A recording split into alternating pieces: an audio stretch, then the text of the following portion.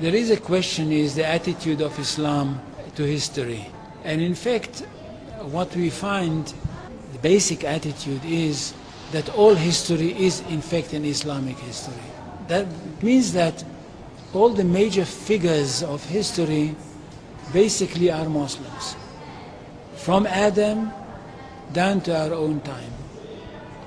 So if the Jews or the Christians are demanding something and basing it on the fact that there was a king called Solomon, or a king called David, or a prophet called Moses, or Jesus, then of course what they are doing, they are saying something which is not true, or in fact they don't know that all these figures were basically Muslim figures.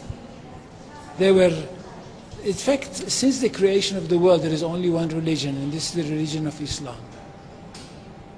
So if anybody says, look, there is a place which is connected with Solomon, and that's the place where the Temple of Solomon stood, a true Muslim would tell you, yes, absolutely right, but don't forget that Solomon was a Muslim. And David was a Muslim, and Abraham was a Muslim, and Isaac was a Muslim, and Jesus was a Muslim. And this is what I mean by the Islamization of history. And you can understand that through Islamization of history, you've got Islamization of geography. Anywhere which was connected with these people, or with these prophets, which were all Muslims, becomes a Muslim territory. And therefore, when Islam was not in that area before Muhammad came to it, but it should have been there. In that area, I mean in the Middle East or other parts outside the Middle East, which are now Muslim parts. Any place like this had to be freed, not to be conquered, had to be liberated.